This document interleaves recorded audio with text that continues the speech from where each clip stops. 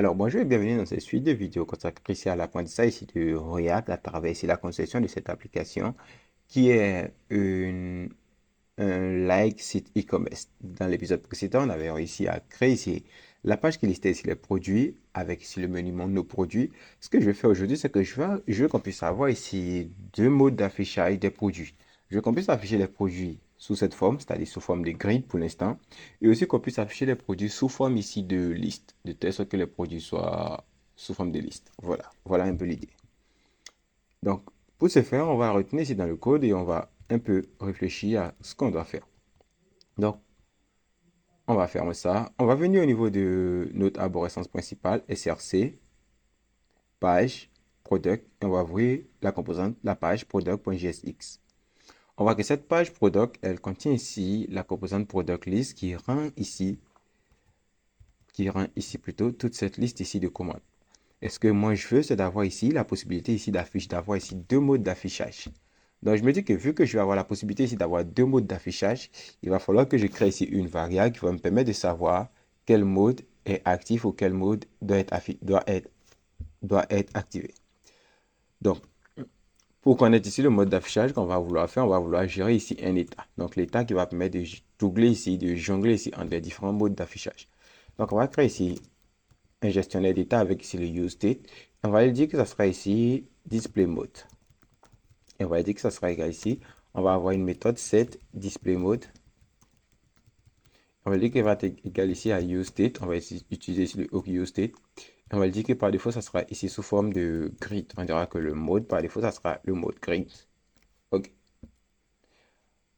Donc, par défaut, on a ici le display mode qui est ici en mode grid. Et ici, on va dire que lorsque le display mode est en mode grid, on va afficher ici product list. Dans le cas contraire, on va afficher quelque chose d'autre. Donc, ce qu'on va faire, c'est que là, on va créer ici une nouvelle constante qu'on va appeler ici content. Donc, on va dire que on aura ici let content qui sera égal à ça. Et on va lui dire que if display mode est égal ici à grid content égal. Maintenant, content, lui, il va être égal maintenant ici à product list, à la composante product list, tout simplement. Et ici, à la fin, plutôt que de return ici product list, ce qu'on va faire, c'est qu'on va ouvrir ici un fragment. Et ici, on va vouloir return ici content. Voilà. Et là, pour le moment, rien ne changera ici sur notre page. On verra qu'on aura ici toujours notre liste de produits ici qui change. Le problème, c'est que si on fait ça et qu'on vient changer ici au niveau ici de useState, on dit qu'on ne veut pas avoir ici les éléments sous forme de grid, on veut les avoir sous forme de liste. Et qu'on rafraîchit, on va voir que l'on va avoir ici une page blanche. Parce qu'au niveau de notre condition, on a dit que si jamais le display mode est en mode grid, on affiche product list. Et on n'a pas encore mis ici une écoute pour le cas où ici c'est un mode de liste. Donc, ce qu'on va faire, c'est que là, je vais créer ici une nouvelle page qui va permettre ici une nouvelle composante qui va permettre de récupérer ici les composantes, les produits plutôt sous forme de liste. Donc, du côté de component, product, on va voir qu'on a ici product list. Ce qu'on va faire, on va créer ici une nouvelle composante qu'on va appeler product list mode.jsx. OK. Donc, product list mode.jsx pour qu'on puisse savoir que c'est le mode d'affichage ici en mode liste. Et ici, on va générer ici une composante rapide et on va dire que ça va être égal ici à product list mode, une classe et tout ça. Donc, plutôt une composante, une fonction ici product list mode qui rend ici la composante par défaut ici de React. Ensuite, ce qu'on va faire, c'est que là, au niveau ici de product.jsx, dans le dossier des pages, sous dossier product, on va dire que là, on va dire que maintenant ici, on va faire une autre condition, if display mode est égal maintenant ici à list.